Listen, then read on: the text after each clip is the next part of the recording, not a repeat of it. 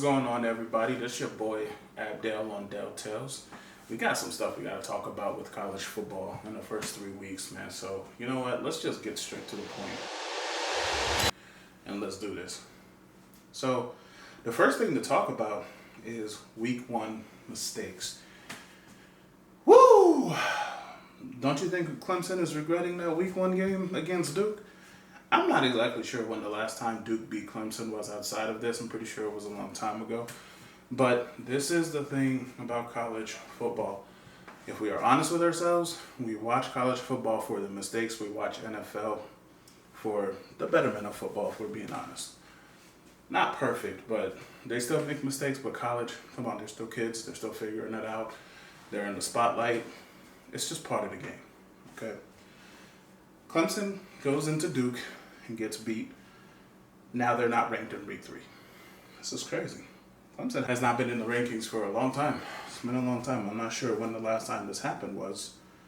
But let's skip that over a little bit.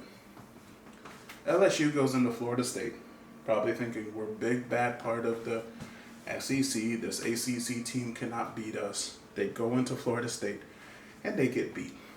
You know? Florida State showed up to play against LSU. Now, I'm not really sure where this whole Florida State team came from. All we know is we've been hearing a lot of people saying that they're going to the university, they're watching the practices, and these guys are legit. But where are these guys coming from? I don't think they were ranked last year. And now here they are, the number 3 team in the country. They had to survive against Boston College, but we'll come back to that because they got to go to Clemson next week, so we'll see how that ends up happening. Ohio State struggles with Indiana, even Youngstown State, and honestly a little bit of Western Kentucky. So the Indiana game kind of threw everybody for a spin, right? Because we expected to see Ohio State to come in and dominate. But what we had to remember was it's week 1. The best wide receiver crew in college football only got 18 yards and 16 yards respectively between Emeka Egbuka and Marvin Harrison Jr. for some reason. The coaches just don't look like they quite trust the team yet. The play calling was subpar. Offensive line was not blocking very well. And we've seen the same thing with Youngstown State. Youngstown State came into the shoe and blew that offensive line apart. Yes, Ohio State won, but that's not really the point. We want to see the team progress over the season because you still have Notre Dame on the schedule. You still have to play Penn State. You still got to play Michigan State, even though they got blown off the field by Washington, who's playing great football, by the way. And you still have to play Michigan. I didn't even want to say it. But you still got to play Michigan, okay? So there's a lot of things going on. If you are a playoff team, you want to see this team progress as the year goes on and not just stay where they are and be very stagnant or anything like that. That's not necessarily the image we want to see. But in the first 3 weeks, I don't know if I've seen enough progression from Ohio State to say they're absolutely ready for this Notre Dame team. This Notre Dame team is absolutely real. Sam Hartman comes in, takes over for the offense. You see how lively this offense is now since Tyler Buckner has gone to Bama, which we'll talk about them later. And I'm a little scared. I'm not going to lie. I am a Buckeye through and through. And I'm a little scared with this Ohio State defense going into this Notre Dame game. I'm not afraid against this Ohio State offense. Because I think they're finally starting to figure it out now that we know who the starting quarterback is in Kyle McCord. And the simple fact that these coaches are acting like they finally trust him to run the offense and do what he has to do to get the playmakers the ball. They're finally letting him just play, without worrying too much. The fan base is going to be tough on Ohio State. That's a given, That game against Indiana, if it was up to the fan base, Ryan Day might have been fired, okay? Now, this game against Michigan this year, you're 0-2 against Michigan, Ryan Day. Get this team ready. That's all we're asking for. Come out here and perform. I think the expectations for Ohio State are a little bit too high, You have a team like Georgia, who was down 14-3 to South Carolina this past weekend. No one batted an eye. They're fine. They win the game and move on, Ohio State wins 23-3, I believe, against Indiana. And the whole world is on fire. You barely beat Youngstown State at home and your offensive line is still getting blown up. The hot seat starts to fire up again. Western Kentucky, 63-10, it's still not good enough.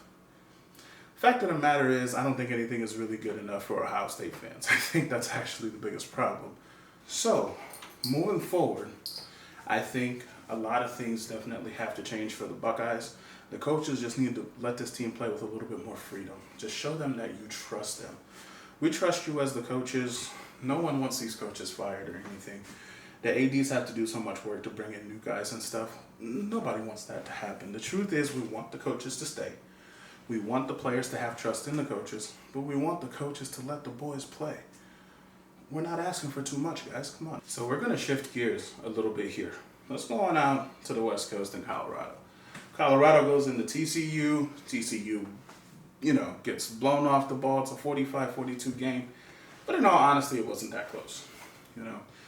In your top 3 players of the year for the Heisman, if you do not have Travis Hunter and Shedeur Sanders in that top 3 list, you are hating on those 2 guys.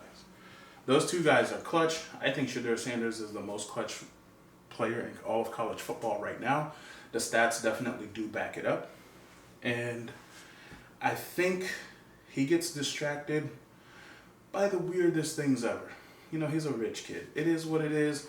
But not only that, he's also earned his own money through NIL.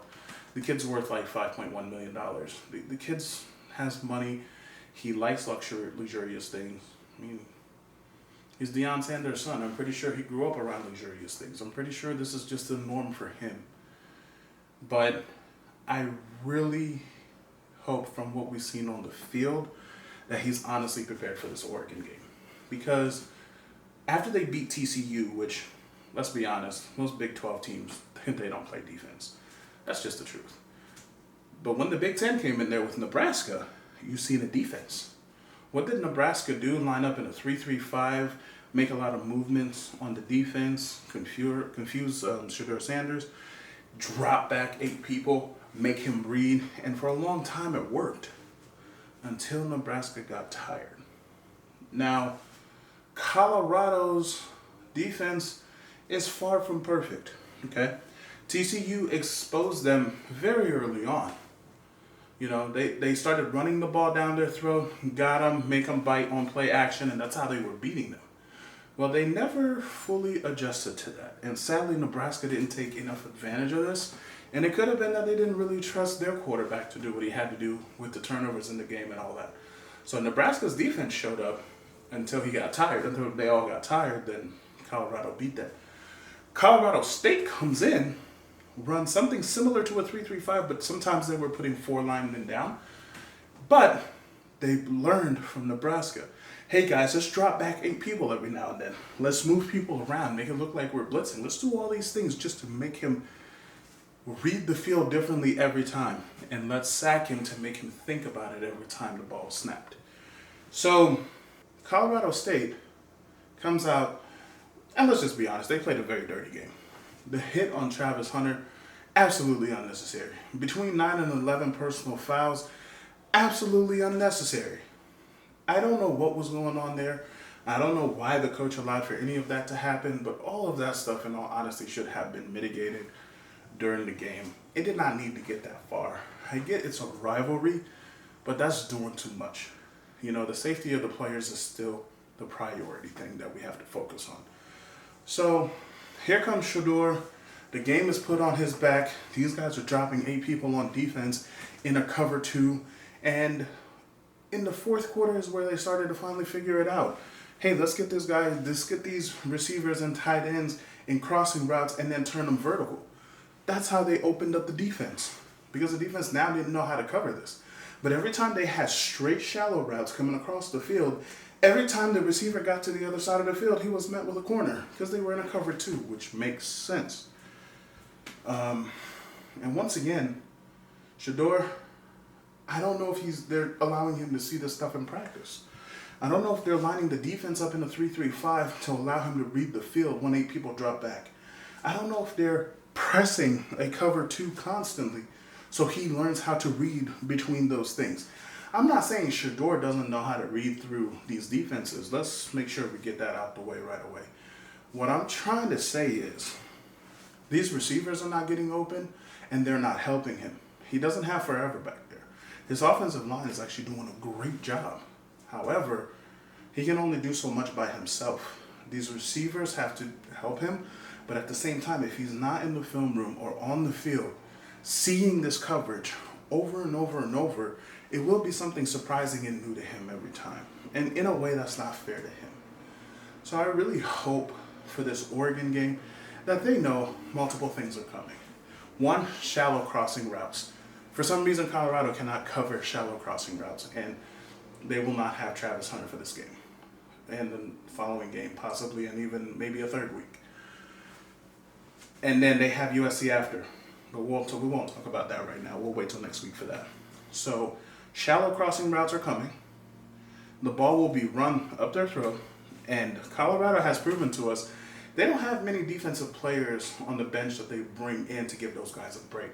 So when Colorado gets tired on defense, they start giving up points, which makes sense. People make more mistakes when they're tired and all that. So I completely understand what is going on back there. But I really do hope that all the distractions, especially with Shedeur Sanders coming out on the news saying he bought a Rolls-Royce Cullinan and all that, I really do hope all the distractions don't get in the way of football in school. They are student athletes, not athletic students. See how that works? School is still very important. He doesn't need that, and even Tom Brady told him he doesn't need that. He needs to focus on the game. He needs to focus on being a student and all that. And I completely agree. But on the other side, he's also earned it. So it's kind of hard to tell someone who has something, hey, you shouldn't do this because it might distract you from the overall picture. Because obviously he's in the overall picture, and obviously he got it. So it's kind of, I think, a hard position on Shedeur. Not really on anyone else, but for him, I think it's just going to be the personal discipline to keep himself away from certain things that everyone else would want. The thing is, he can have it whether it's today or later. So he's not really in a rush. People are dreaming for these things. He already knows he can have it at any time.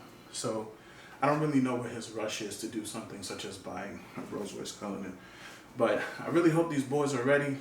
You know, I don't know Deion Sanders personally. I definitely don't.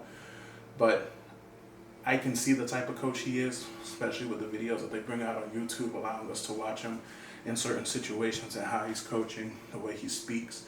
I hope I can become a good speaker like him one day, because I definitely want to get back to coaching. But, you know, I think they'll be ready. But without Travis Hunter, we don't know what this team is 100% yet. You know, they dealt with adversity against Colorado State, but Oregon is not Colorado State. So I think we'll have to figure this out in a different way, in a different limelight. All right, y'all. Leaving Colorado there for now. Let's go to Texas. Texas, I don't know how you can leave them out of the top 4 in the rankings right now. I think they have the best win in college football right now. They went into Bama and beat Bama. Now, I'm going to just say this, okay? Last year, Texas was better than Bama and only lost the game because Quinn Ewers got hurt. And this year, they were way better than Bama. And that's just what it was. Bama's secondary has a lot of new players in there. They're not making the same decisions as obviously their experienced players would be doing and stuff like that. So that all makes sense. I see exactly why they're having a little bit of trouble back there. However, none of that was alarming to me outside of the Texas game until I seen Bama and South Florida. That was a weird game. Bama couldn't score.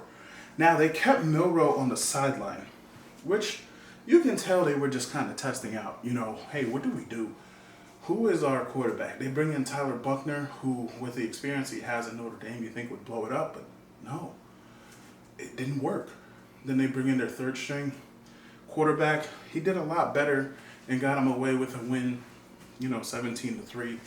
But it was ugly. It was a grinder. They had to figure it out. It wasn't easy. They did it, but man, I know they're sitting there going, what do we do going forward? I personally think their starter will be Milroe. Sadly, Milroe is more of an athlete than a quarterback, I think. And I think that's the problem with Nick Saban, and he's having to figure that balance out. And that's not going to be easy. That's actually going to be pretty tough. But Texas has to be in your top 4 right now. And, you know, a team that nobody, I think, in college football would want to play right now because of their offense, Washington. You know, if you ask me, my top 4, I go right now, Georgia, Michigan for sure, then Texas and Washington. That's my top 4. There is no way I could have anybody else in that top 4 right now. Florida State with their struggles, I know everybody's going to say, what about Florida State? But that Boston College game really woke me up with Florida State. Because I don't know if LSU is that bad or Florida State is actually that good. And Florida State has a lot to prove because they play Clemson this coming week. And even though Clemson is not ranked, watch out for that game. Clemson is still good enough to beat Florida State. And Florida State hasn't beaten Clemson in quite some time. So they're going to have to come in there and really prove a lot. But right now, I don't think there's any offense that has the efficiency of Washington. God, those guys can score. And you see what they did to Michigan State this past weekend. Those guys can score at any time, and they have playmakers all over the field. Their offensive line plays good. You know, I think we're going to need more teams to see what happens with Washington.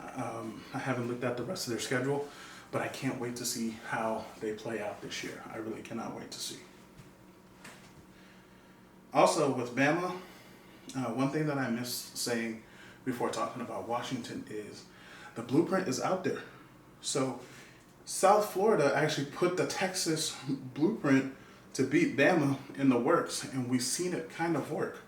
You know, keep the quarterback away from scrambling. Well, you didn't have to worry about that because Milroe was not in the game. You know, but when Texas came in, they had a mental toughness that they can win the game. A lot of teams, I think, go into playing Bama and lose the game mentally before it ever started. And that's a big problem.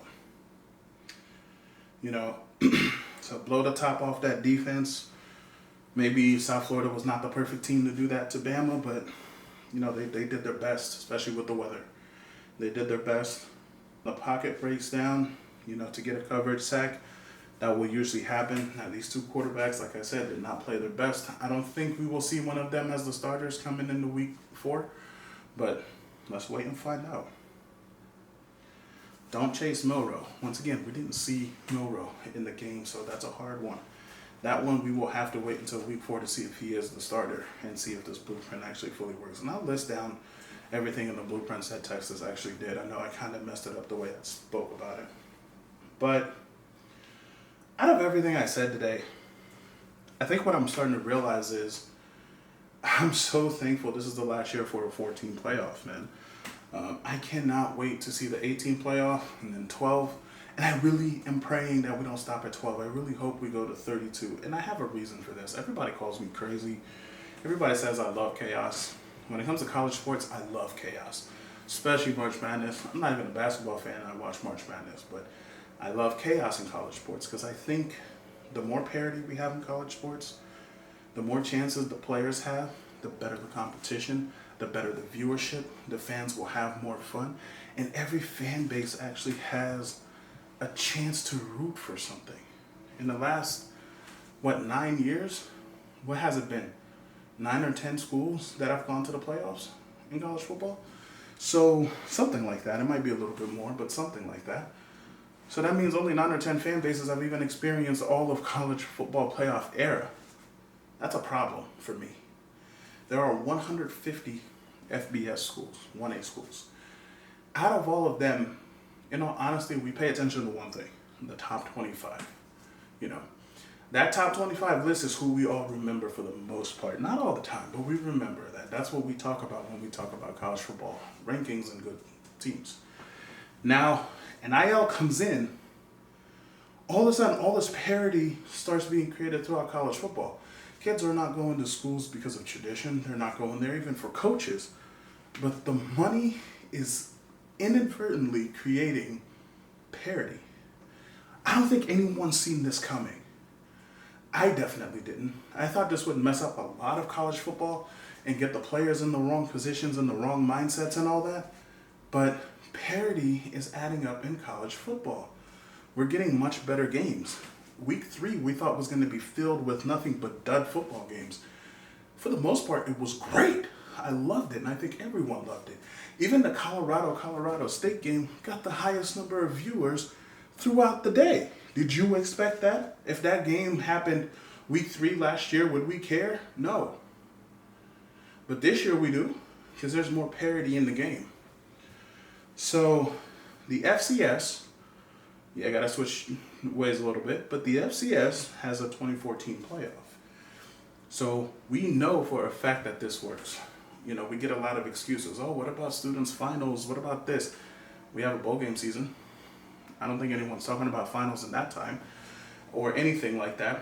What I want is for FBS to go to a full 32 team playoff. It's only 5 extra games for whoever wins the national championship, which means if you play through your conference, win your conference championship, and you win the national championship, you would have only played 18 games.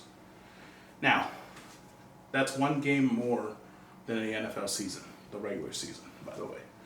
So, we don't have to sit through December wondering what's going to happen on New Year's Day because there's only 4 teams in the playoffs.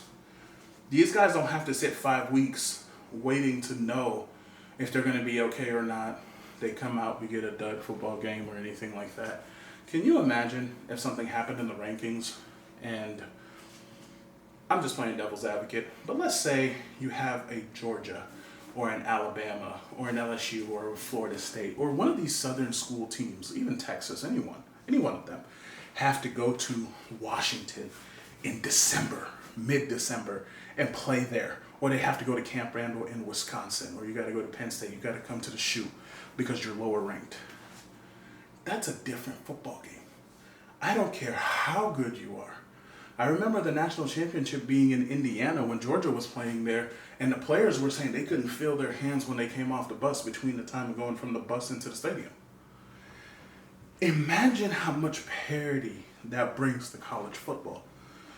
And if there were 32 teams each year that could actually compete for a national championship, imagine how many more fan bases this will actually lift up. How much morale this will give to every player going to any school in college football. Listen, NFL coaches will find you no matter where you are if you are good enough, okay? We still don't know how Khalil Mack ended up in Buffalo. That's besides the story. But imagine there being 32 teams and chaos happening. Surprise teams are beating these bigger schools that you never thought would happen. Just imagine how much that would actually change college football. You know, even when we have the 12-team playoff, it'll be better, but I just think it's not enough.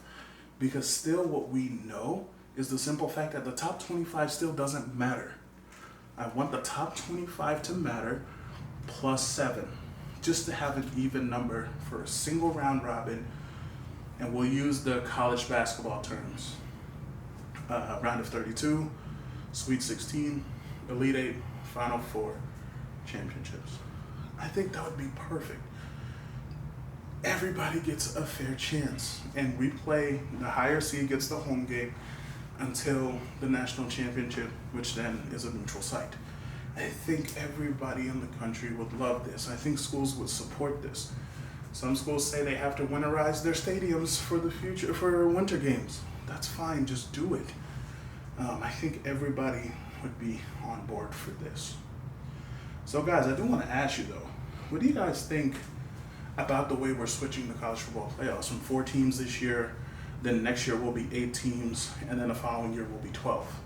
What do you think would happen if we could get this number to 32 over the next 5 years, or even in the next decade, whatever it is? Would you guys support it? Would you guys still keep watching games and everything? And I really want to know if this will also give an uptick to bowl games, people watching and all that, and we can even reuse the bowl games for these playoff games. So tell me what you guys think.